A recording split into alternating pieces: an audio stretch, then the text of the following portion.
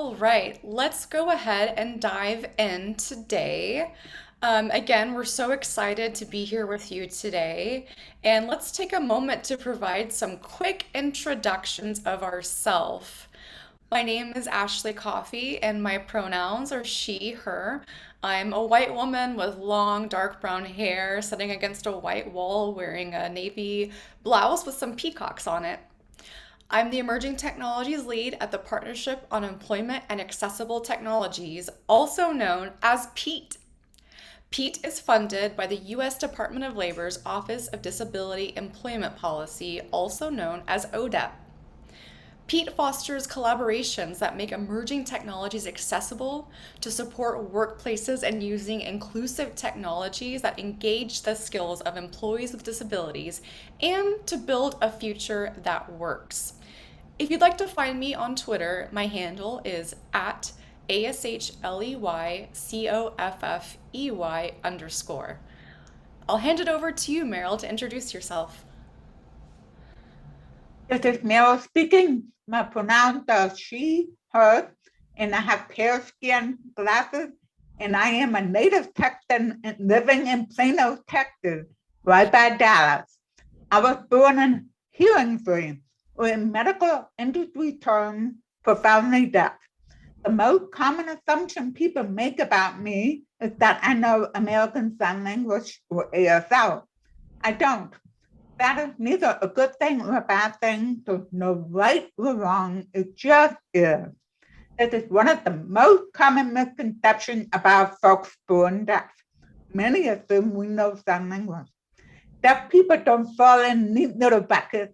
Not everyone can read lip or sign. Not everyone wears a hearing device. Deaf and hard of hearing folks are all different. When you've met one deaf person, you've met one deaf person. Like most disabilities, deafness is a spectrum. I am a marketing and accessibility consultant with Equal Entry, a global company that's on a mission to contribute to a more accessible world through training, education, virtual reality consulting, and auditing for accessibility on websites, apps, and virtual reality.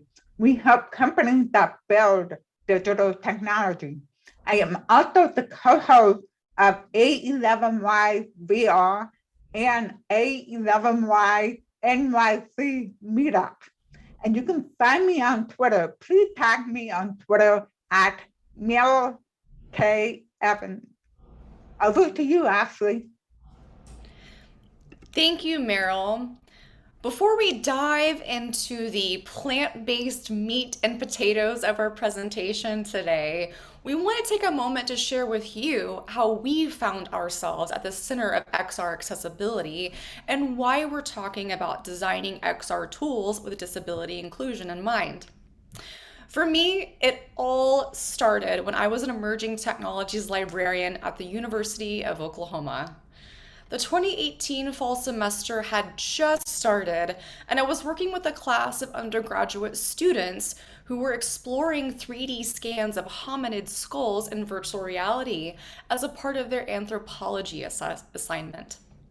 At the time, the virtual environment that the students were viewing these skulls in was built by our emerging tech team in-house and still had some room for improvement. One of the students sat down at the VR station and began to put her headset on in preparation for instruction. As she adjusted her headset, I verbally walked her through the menu options that she would see on the screen and instructed her to open the 3D model for viewing. After a few moments of silence, I realized that my instructions just weren't working. She took off her headset, looked at me, and signaled for a piece of paper and a pen. Moments later, she told me that she was deaf, and a light bulb moment went off in my head. Why didn't we build on-screen instructions into our virtual environment? Through written communication, we were able to make sure that she had access to the same hominid skull viewing experience as everyone else in the class. But the situation got me thinking, If XR is here to stay, we need to make sure that it is born accessible to people with disabilities. Since then, I've been a strong advocate for designing XR tools with disability inclusion in mind and joined XR Access in 2018 to make this dream a reality. Passing it over to you, Meryl. My story is about my first ever session in virtual reality with my colleague Thomas Logan of Equal Entry. We met on Zoom. Thomas would give me instruction and then I'd go into virtual reality. Considering I was brand new to VR, I couldn't remember all the steps. It was overwhelming. I'd hear a voice, which I knew was Thomas trying to talk to me. I'd pull up my headset to see what he was saying. He'd have to repeat himself again, then I didn't catch it the first time. Then, rather, repeat. I kept moving my goggles up and down, accidentally hitting the button that turned it off. On top of that, I had to be careful not to knock off my bionic ear. He tried to use his Bluetooth keyboard to type to me in VR chat, but his keyboard would not work with it. And it takes way too long to type on a VR keyboard as you have to point the controller. It's like touch typing. And it's tedious. It worked much better when Thomas typed into the chat box instead of talking to me on video. That way, when I pulled up my goggles, I could see what he typed. He didn't have to repeat himself. We needed another and more effective way to communicate inside VR. Back to you, Ashley. Thank you, Meryl. During our time together today, we're going to discuss how immersive technologies are reshaping work. We will share examples of inclusively designed XR. We'll highlight strategies for designing XR tools for all, and we'll share the benefits of inclusively designed XR. As Michael mentioned earlier, we will also have time at the end of our talk today for a Q&A discussion with you, our audience. Elements of our presentation today are based on a white paper, Inclusive XR in the Workplace, co-authored by PEAT and the XR Association. I will be including a link to download this white paper in the resources section of our slides. Immersive technologies are reshaping how we work. There is no doubt that immersive technologies are reshaping how we work in this new hybrid world. Many organizations are adopting XR technologies to assist with things like training, new employee onboarding, and daily operations. Popular applications of XR include using virtual tools to train employees on dangerous or difficult tasks, using remote assistance tools to allow experts to help with complex tasks. You can also use XR platforms to overlay instructions onto physical world objects. And XR tools can increase workplace safety and efficiency. Tools powered by XR can help people with disabilities experience environments, learn new skills, and participate in activities in new ways. They can also provide options for people to use when physical environments create barriers. 2020 was a year of rapid change, and what a year it was. Technology has already been developing at a rapid pace, but with the onset of the pandemic, what occurred in 8 months would have taken otherwise 3 to 7 years, according to a report by McKinsey. Also, some notable changes that happened in 2020. The EEOC published legal guidance around telework, COVID, and accommodations. C-suite level leaders recognize the challenges that people with disabilities have long faced across the business ecosystem. And telework is here to stay. businesses know that they must reinvent their practices to make telework presences equal to in-person experiences and gain a competitive edge in this tight labor market. I'm going to pass it over to Meryl to talk about some of the collaboration challenges. A recent study found the massive shift to remote work created new challenges. Here are 3 points from Microsoft data on collaboration challenges. First, collaboration is more siloed and disconnected. Second, synchronous communication, which are interactions that take place in real time, have fallen. And third, it's harder for employees to acquire and share new information across the network. How can we solve these challenges? This is where immersive technology may make a difference. It would address these challenges by helping connect the hybrid workforce. Next slide, please. You're probably hearing a lot of terms batted around: metaverse, immersive technology, XR, VR, AR, MR, and more. Breathe. Let's take it one step at a time. First, immersive technology integrates virtual content with the physical environment. It allows the user to engage naturally with the blended reality. In immersive experiences, the user accepts virtual elements of the environment as part of the whole, potentially becoming less conscious that those elements are not part of physical reality.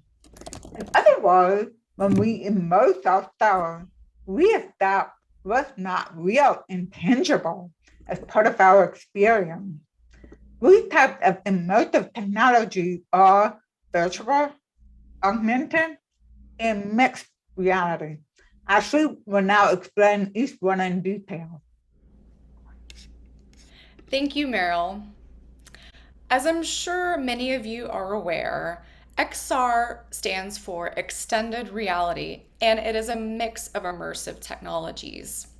First, you have virtual reality, also known as VR, in which a digitally generated immersive experience are accessed via head-mounted displays or via a web browser, as you can see in this image with diverse avatars that are collaborating in a simulated office environment.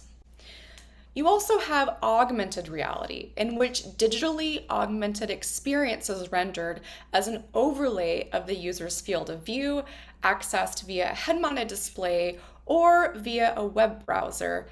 And in this photo, the gentleman here is wearing a head-mounted display and gesturing at 2 floating windows. One window has an instruction, and the next window has an overlay of what the mechanical process looks like.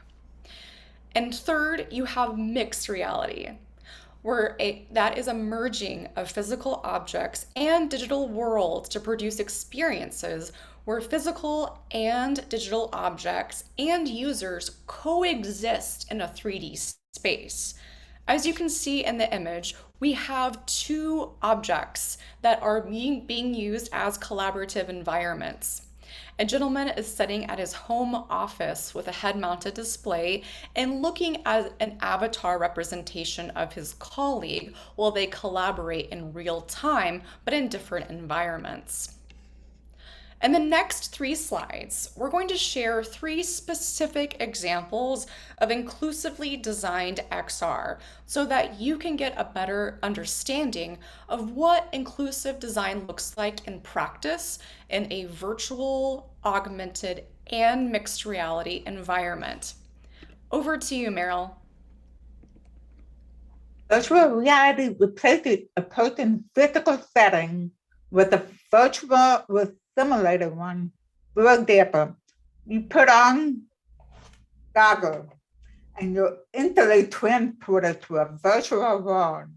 That could be on a construction site, in an operating room, or in a different country. This is a clip from my work with W3 Immersive Caption Working Group in a collaborative space where you can meet with colleagues and friends. It shows what I see through my virtual reality headset. One person is signing. We put a caption from a web browser. I don't love the uppercase, but this is progress, not perfection. On one side are meeting attendees who view the scene on the video meeting platform or through a browser on their computer or device. So there are multiple ways to view or enter the scene. Several of us entered the room through our VR headset. We are sitting at a table with people watching the scene from one side and the caption on the other side. Here's another example. As Ashley explained, augmented reality puts something digital in your physical world. This example is something you can do on your phone, but you need the Google app for it to work. FYI, there was no sound in the clip. Have a look.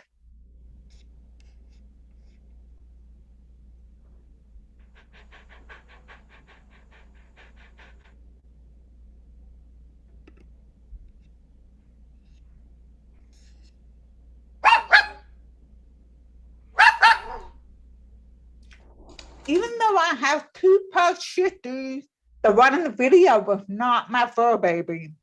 It was a digital representation that looked like it's sitting on my Tartar rug right here in my office.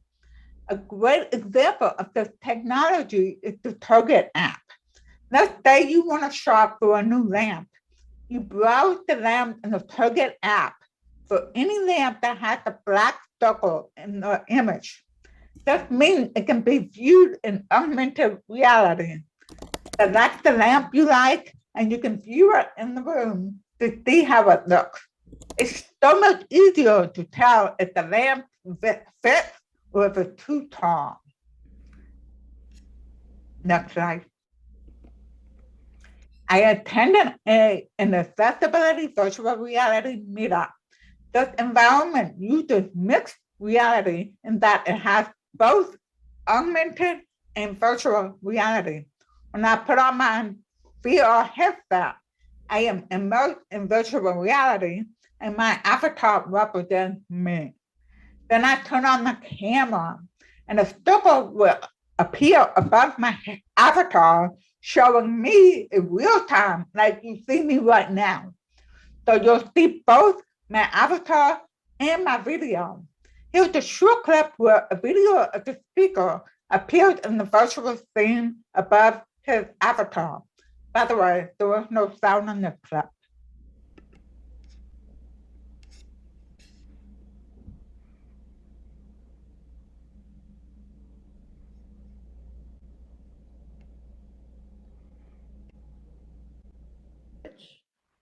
So we're seeing the speaker avatar with the camera above his avatar. And now actually we'll talk about inclusive design. Thank you, Meryl. There are 3 XR accessibility viewpoints to consider when designing XR tools with disability inclusion in mind.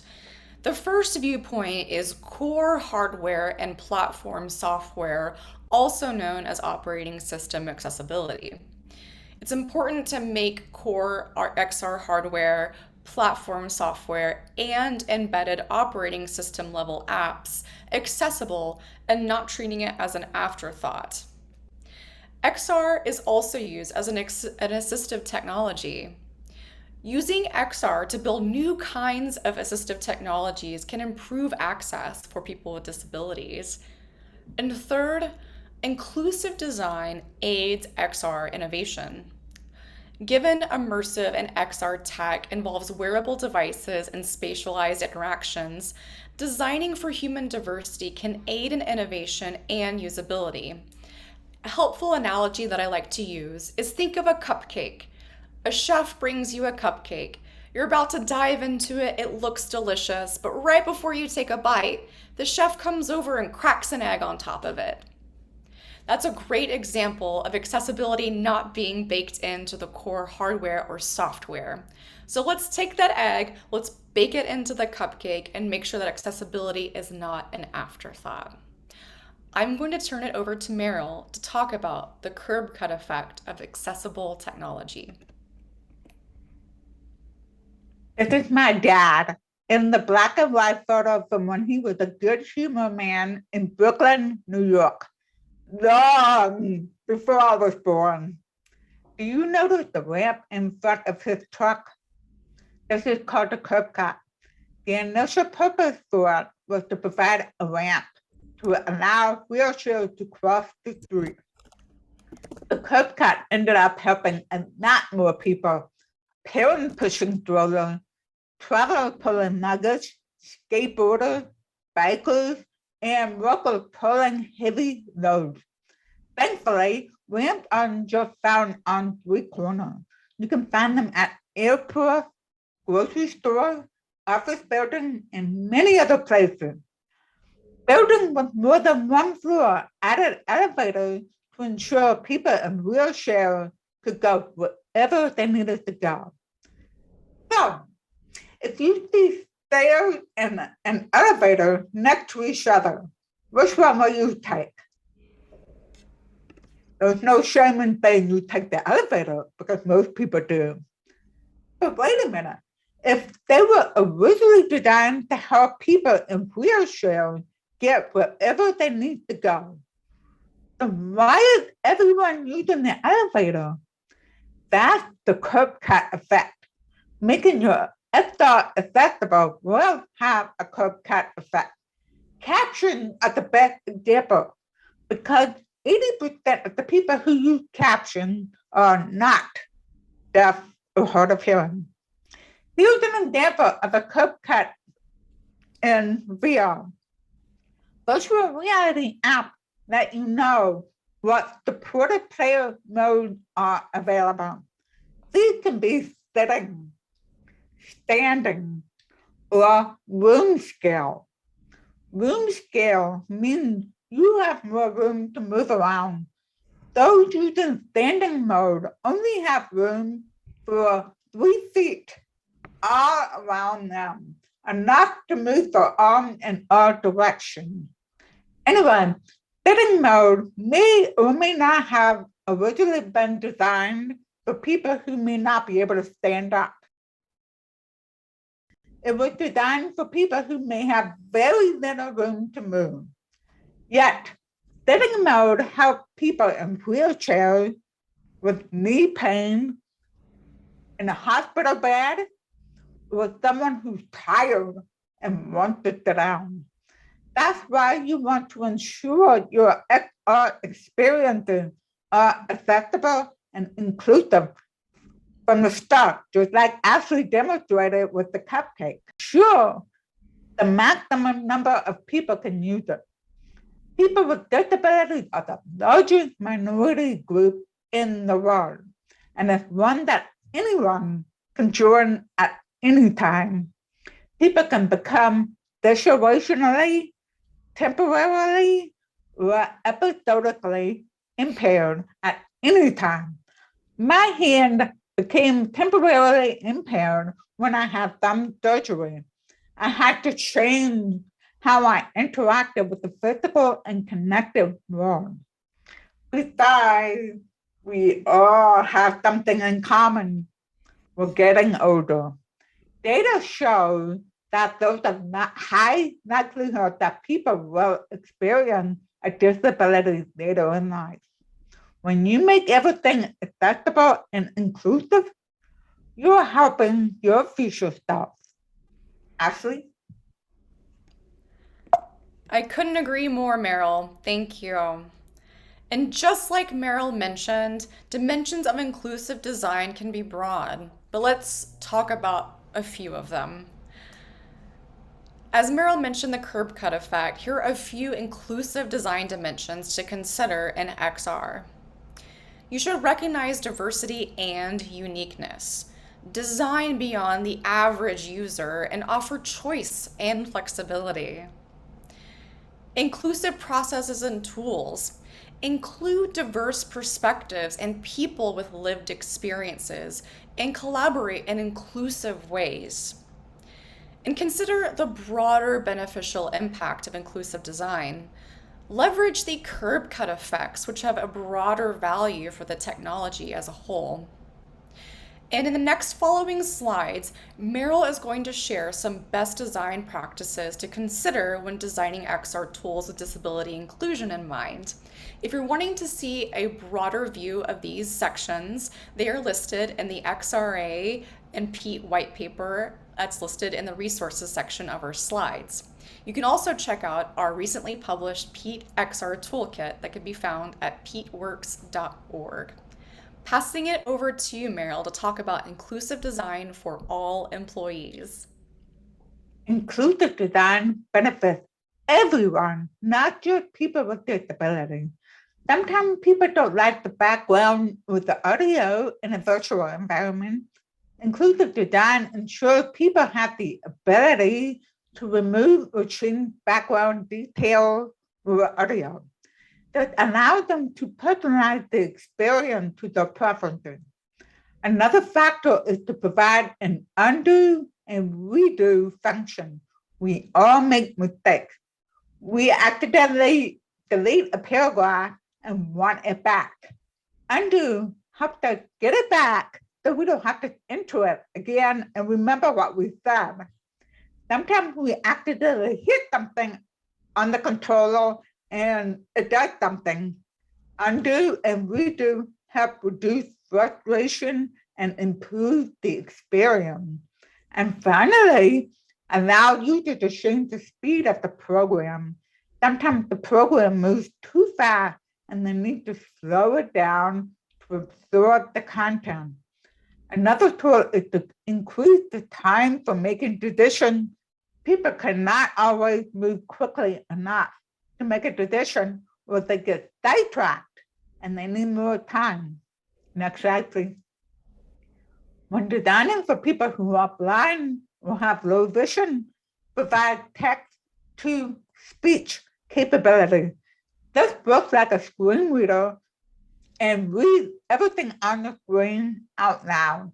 When you offer audio-based interfaces as an alternative to visual interfaces, it informs the employee what's happening in the scene. Making it possible for users to magnify or shrink objects and text allows them to customize the visibility of objects and text to their preference. Some people have a sensitivity to bright things, so it's valuable to allow them to change the brightness level or even offer light and dark mode as an option. And finally, include shape or symbol next to colors or add textures on objects to help people who are colorblind understand the information. Next. In designing for the deaf and hard of hearing, you want to provide captions or subtitles for audio, not just for the spoken audio, but also for music, lyric, and sound. When I'm on a video call, sometimes I'll hear a sound and I start looking around me to see where it's coming from. Most of the time, it's coming from someone else's video. Clearly, I have no ability to figure out where sound originates. Sometimes the person speaking or whatever is making the sound are not in your view.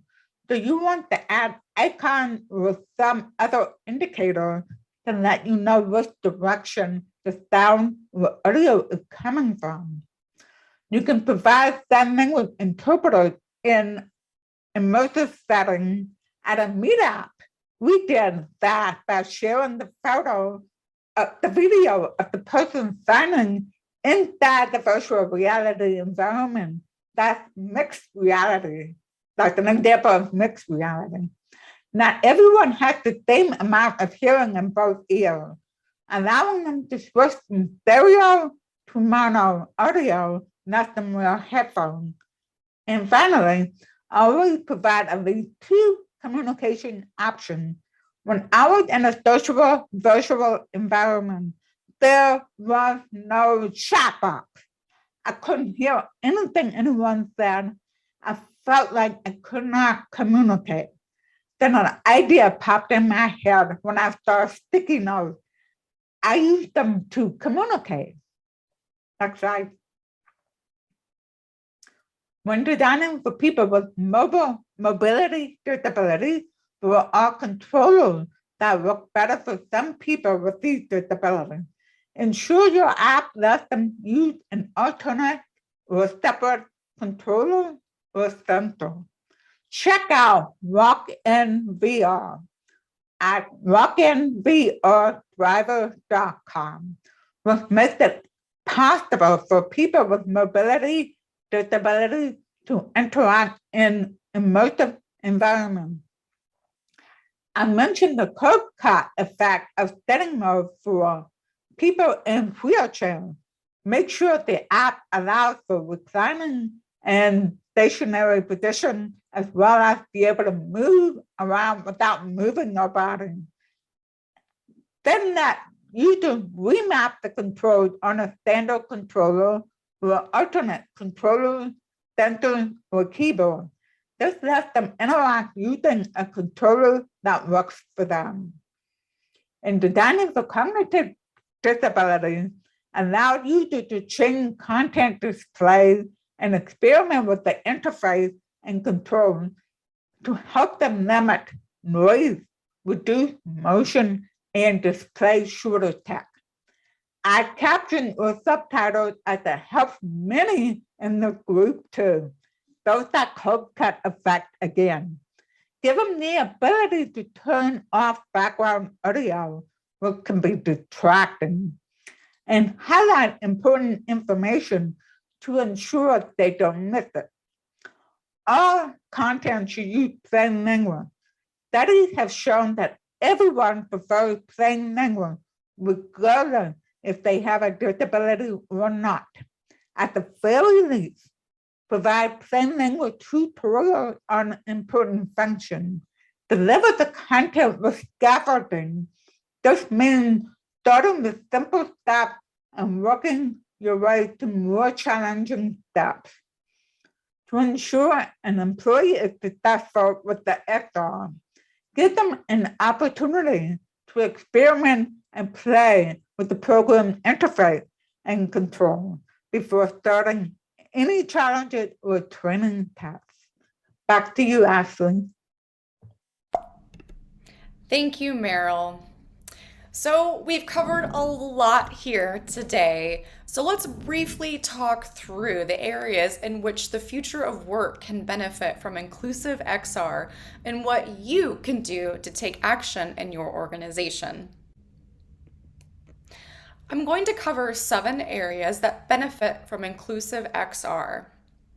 First, let's talk about job training.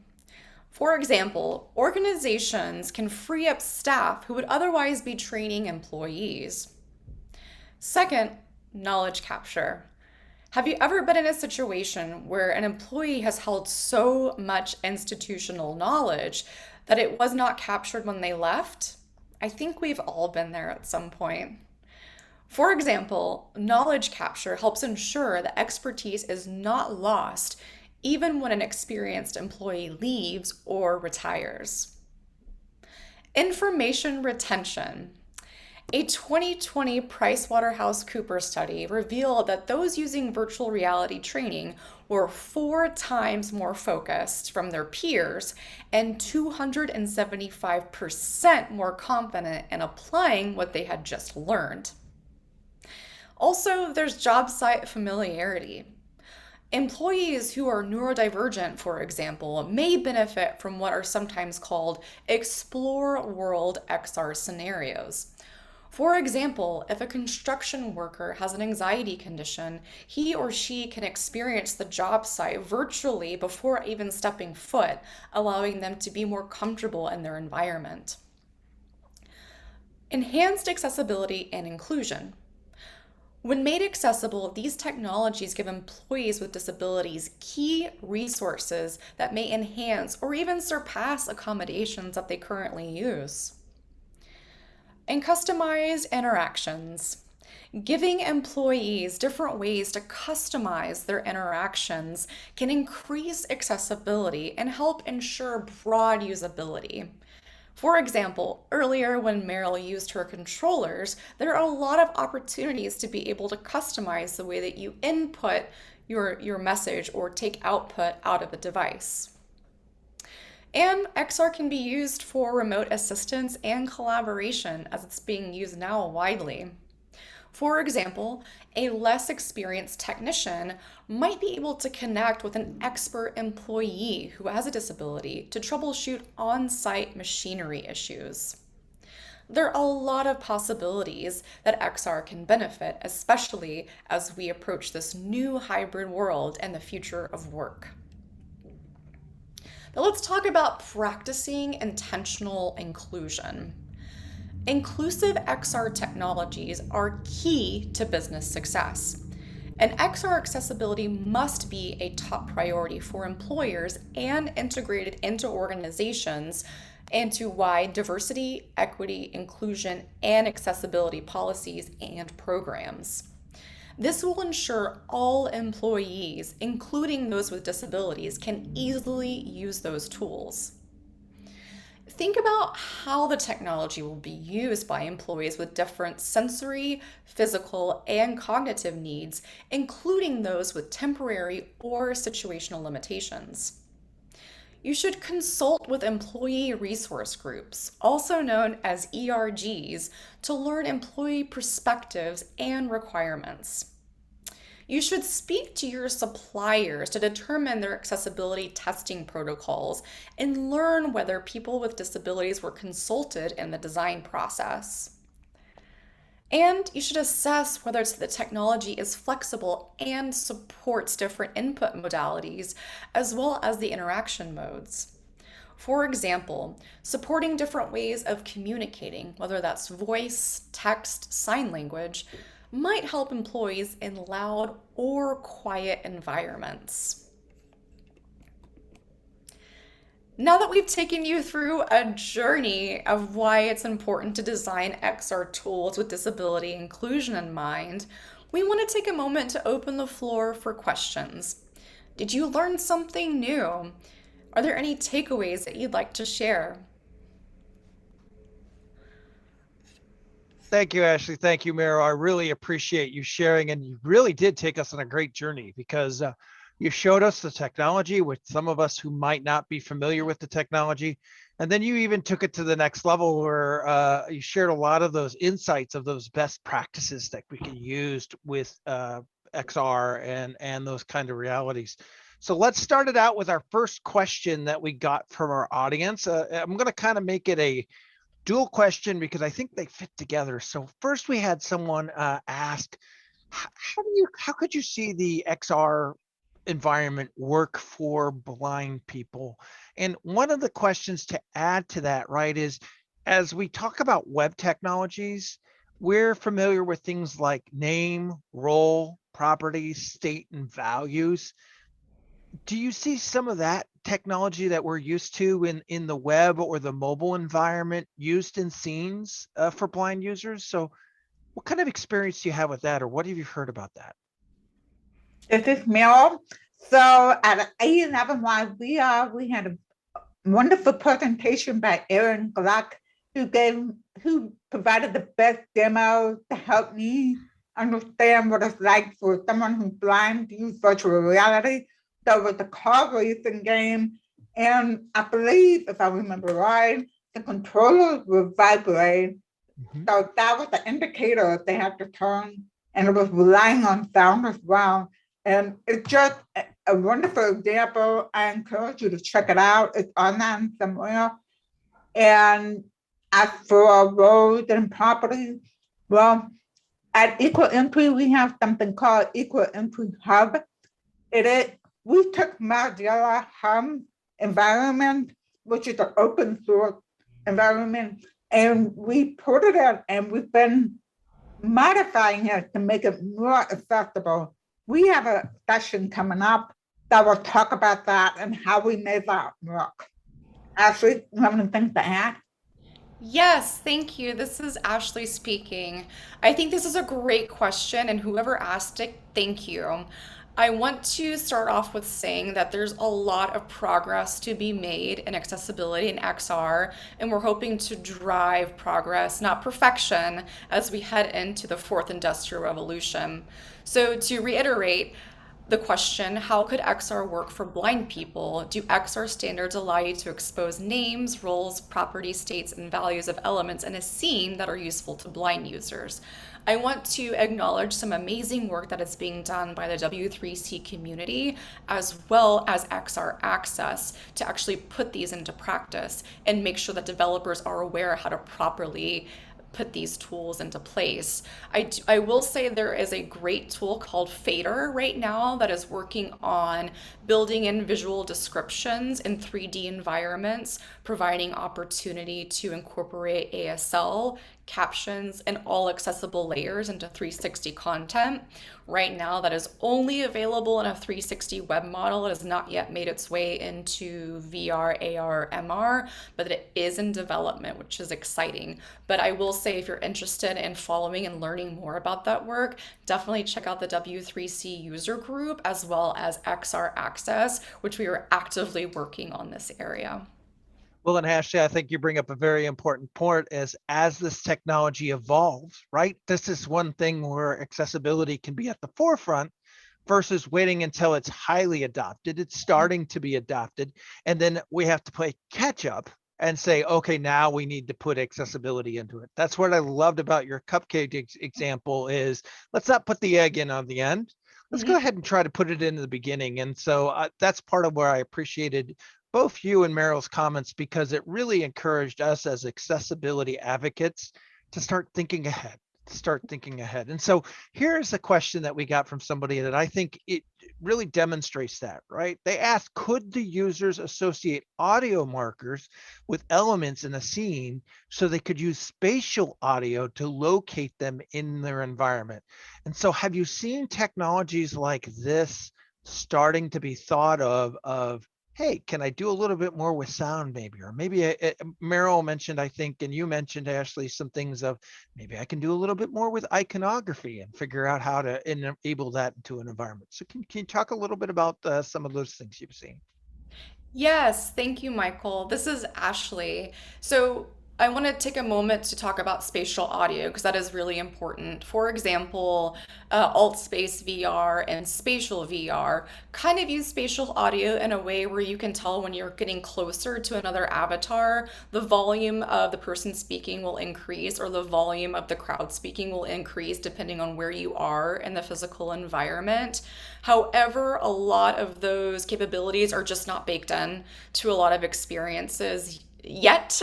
We're hoping to see that change. But also, there is an added layer of development that developers need to take into account for adding different types of descriptions to objects in the scene, but also adding the spatial audio layer on top of that development process. And from a development perspective as well, we are hearing that, it's expensive to develop spatial audio, it's expensive to add these things, but these have a broader inclusive value for a large audience, not just a certain segment. So I encourage everyone who is listening, use your voice to advocate for these changes, because once companies start to hear from more people that are saying, oh, this feature is essential, I think they'll start to listen. And I think we're really on the cusp of that change there. Meryl, is there anything you'd like to add? Just a little bit. I'm going to take a little detour to caption in the sense of spatial. So our space VR has caption embedded, and they show up in two ways. And one of those ways is about by the person's avatar. And it's interesting because if you're further away, they get smaller. If you get closer, they get bigger. But they're really not readable unless you're close enough. So it's a challenge. Because when I was in a conversation with three people, so that we were standing kind of in a circle, and I was trying to position myself so I can see all the captions, everyone's caption, but it wasn't working out that way because I was making them too small. Yeah. So I was getting dizzy because I felt like I was playing an exhausting, I was rushing an exhausting tennis match. I kept, oh my God, it was exhausting. So we have to get creative and customizing and providing preferences and making things possible for people to interact with the caption. That's what the immersive caption. We had a meeting today and we were talking about a prototype of how we can make caption of how we would like to see caption in VR. Well, Meryl, I think you've brought up two very interesting points. One, let's get creative, right? So we're not into a fixed state yet. So let's get creative. But the other thing that you brought up earlier in the presentation that I think really underscores this concept as well is that curb cut effect, right? Just because I don't have a hearing impairment doesn't mean I'm not going to use captions in that kind of environment. And so as we get creative about it and people start using it, I'm sure more and more ideas will come up and say, hey, you know what? This might be a way that we can do this, right? This might be a way that we can do this. And so I love to hear the fact that, you know, that's technology that's getting played around with and thought of. And then Meryl, to your point, technology we can give feedback on as well. To your point, Michael, I'm glad you noticed about creativity. Yeah. So I wrote, months ago, I wrote a post about the accessibility guidelines for VR that were published by Meta, and it had something about caption. And originally I started talking about caption, but the problem was I was too focused on traditional 2D caption. We've got to let go of the best practices that we know for the caption you're looking at right now, if you're using them, because VR, XR, AR are a different environment. So we have to let go of some of those traditional ways of thinking.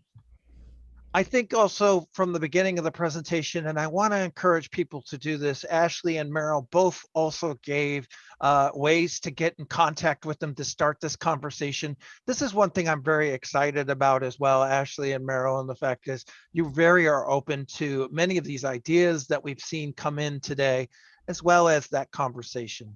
So I know we only have a little time left, and I'm gonna let Ashley and Meryl, do you have something you want to share with the participants of this session of things that we should think about as you've talked through XR and how XR is being used? So Ashley, I'll turn it over to you first. Any thoughts that you might have? That's a great question, and thank you for asking. There's two things here. One, I want to reiterate that accessibility should never be a paid feature. Captions, you shouldn't have to pay for it. Whenever you're exploring these XR tools, you might come across a feature that is accessible to you, but it's not labeled as an accessibility feature. So we're slowly making progress on making these tools more accessible. But one thing that I love, love, love that my friend Meryl says is progress, not perfection. If you leave today learning anything, remember that progress over perfection is key to building an inclusive future where tools work for everyone. Meryl?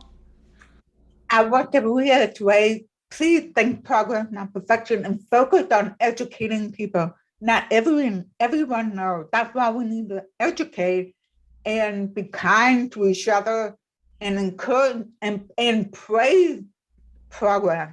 So what if the captions are all caps, which I can't stand at all? At least they caption it. So many people don't even caption at all. So we need to celebrate those little things, because if we criticize so much, it's going to be harder for people to want to make things accessible. So progress, not perfection. It's the one thing. If you nothing else that you take away from this, it's the one thing I want you to take away. Thank you. Yeah, that's beautiful. Thank you, Ashley and Meryl, for a great session. I mean, I think mind blown 100%. I think we can see that. Thanks to everyone for attending. Now, I wanted to give a friendly reminder because Ashley mentioned it, Meryl mentioned it. They covered a lot of ground today. And you can come back and watch this recording at any time to even get more of that information from Ashley and Meryl. And I appreciate the fact that we have that. I think I can easily speak for Ashley, Meryl, and myself.